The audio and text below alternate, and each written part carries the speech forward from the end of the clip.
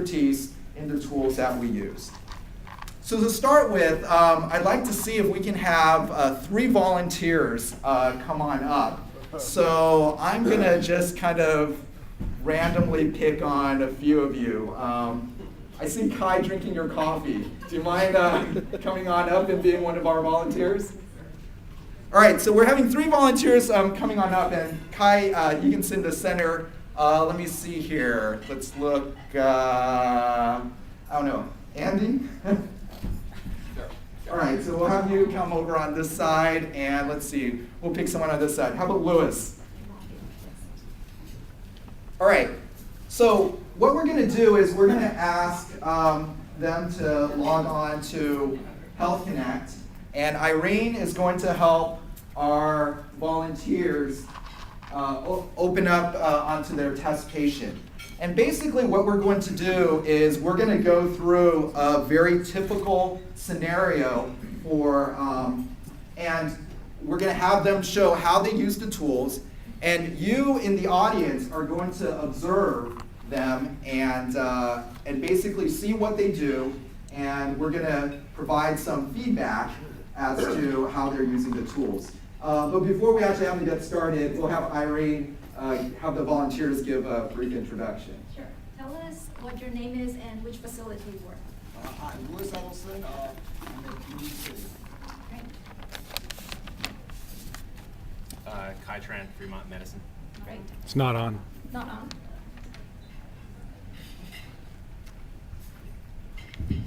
Andy Nesbitt, Fremont Medicine. Thanks, Andy. So Andy, Kai, and Lois.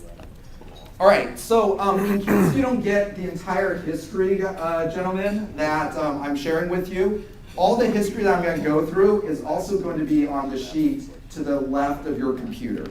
So basically, I'm going to be the patient, and I'm going to be coming in to see basically these 3 doctors. And I'm going to share with them my brief history of what's going on, and they're going to have an action plan. And when and actually, if you guys want to start while I'm giving the history, that's fine. Otherwise, you can wait until after I'm done.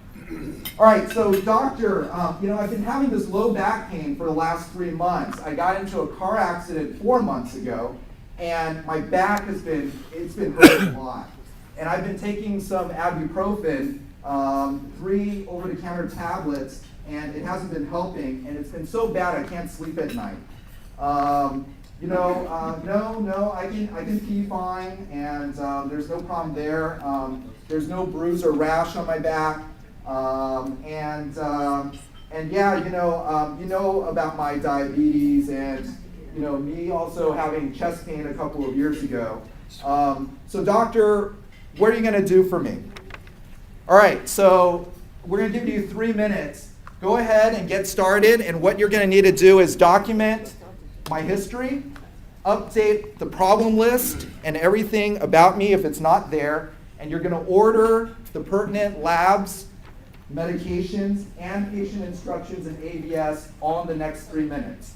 So go. I can't do it. I'm just going to stay late and finish this.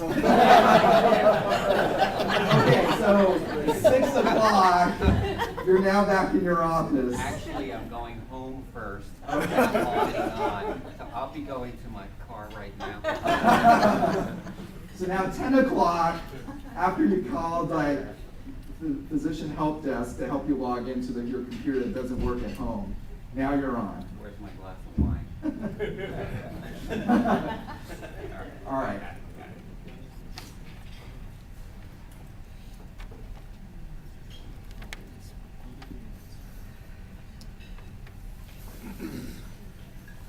I'm going to supply you get the good stuff.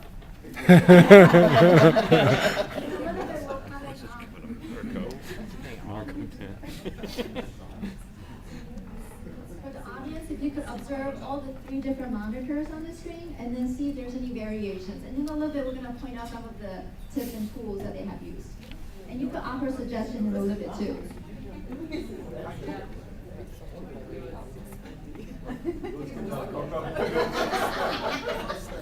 Louis, that's not strong enough. Definitely.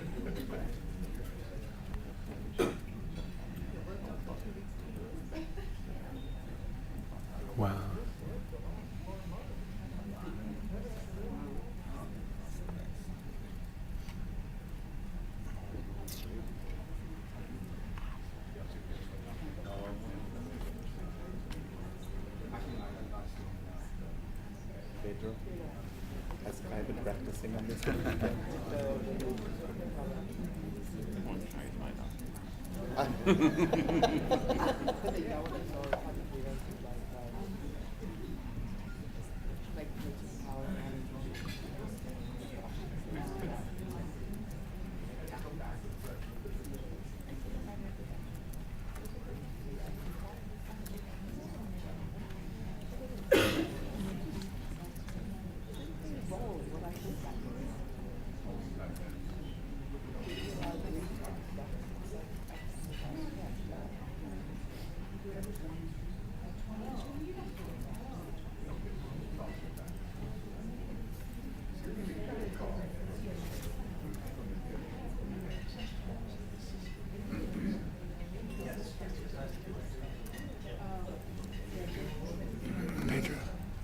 How old is the patient? They can be however old they want. So for those of you who are specialists and some of this workflow is not something that you're normally familiar with or working with, you can still notice the way that they're documenting. It might be similar to how you would consider documenting a procedure note and things like that. Order entry, as you see them on, for those of you who are in the hospital, you're seeing something that's a little bit different. This is outpatient order entry. But anytime you're ordering any type of labs as an outpatient, when you're in the inpatient space, you'll be seeing that. And of course, whatever these three doctors are doing, if you're in the hospital, you're going to be seeing, those, things when they come into the hospital. So, however they enter their medications, whatever they put on the problem list, that obviously affects all of you in this room. So what we're gonna do next is I'm gonna go to each volunteer here, and then we're gonna actually break the discussion into two sections. The first part talking about note documentation, and then go to order entry, okay? And then we're gonna ask each one of them what tools they use in terms of efficiency. Would you like to share with us what you use for documentation in your notes? Okay. I use for this I use a template I have for back pain. Okay, perfect. So a personal template that helps you cut down typing, and you could use a template for back pain, and maybe a different one for a different medical condition or chief complaint, or you could use the same one and fill it in for different scenarios. How about you, Kai? I just use one generic soap note. Okay. So one generic soap note, and then he'll go to the F2 to fill in the star, star, star. And I noticed that in your physical exam, you had actually different tricks about filling in them in. Yeah, I pretty much use the drop-down list, and then I'll add whatever is sort of pertinent at the end usually. Okay. So the difference between the physical exam, there's the drop-down, and then the other two folks actually use the star, star, star to fill in different body parts. How about you, Andy? Any tips about the